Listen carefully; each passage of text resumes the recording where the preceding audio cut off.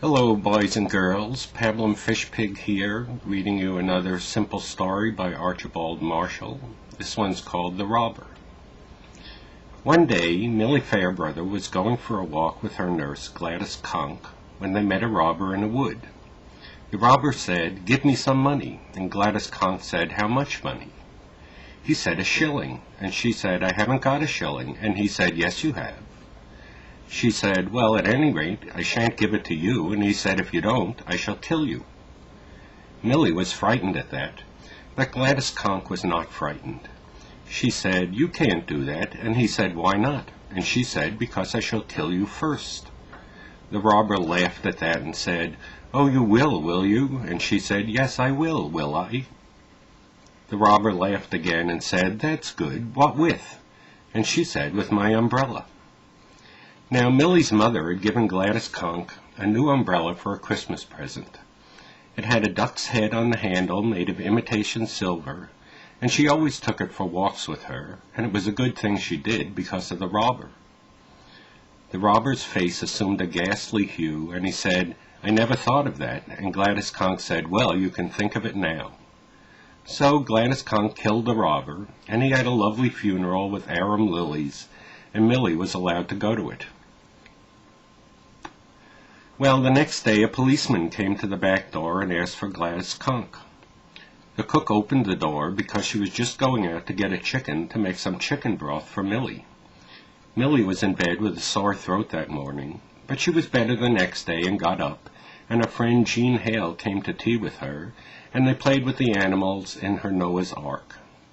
So the cook said, "Do come in and sit down," and he came in and sat down, and she gave him some beefsteak and kidney pie, which she had made for lunch upstairs, but she said, "They can have some cold meat, it won't do them any harm."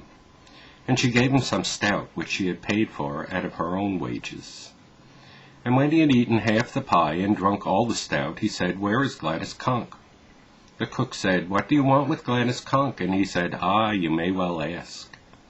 The cook said, "She is busy ironing, and she doesn't want to have anything to do with a policeman. She is too young." And he said, "She is not too young for me, and the judge wants to see her about having a trial." She said, "What for?" And he said, "For killing the robber." The cook said, "Oh," and he said, "Ah, you may well say oh." And she said, "Well, I'll go and fetch her." So they had a trial, and the judge was a very kind man, and he liked Gladys Conk, because he had a little girl of his own called Gladys, but she was grown up now, and she had a little girl called Gladys Mary. And the judge had sent her a book of poetry for her birthday, and she had learned 3 pieces in it.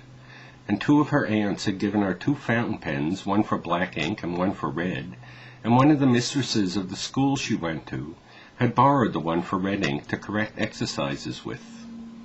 So the judge said to Gladys Conk, "Don't be frightened," and she said, "No, I won't." And he said, "That's right, why did you kill the robber?" She said, "Well, wouldn't you?" And he said, "Yes, I would." So the judge gave Gladys Conk a watch, which he paid for out of his own money, and afterward she married the policeman and had several wedding presents. She loved him rather, but he was aggravating, and the cook said, of course everybody could please themselves, but she wouldn't have married him herself, not if he had been the only man in the world. They had 6 children, 5 girls and 1 little policeman, and when Millie went to tea with her, she had brown bread and butter with apricot jam and macaroons, and was allowed to bathe the baby. The end.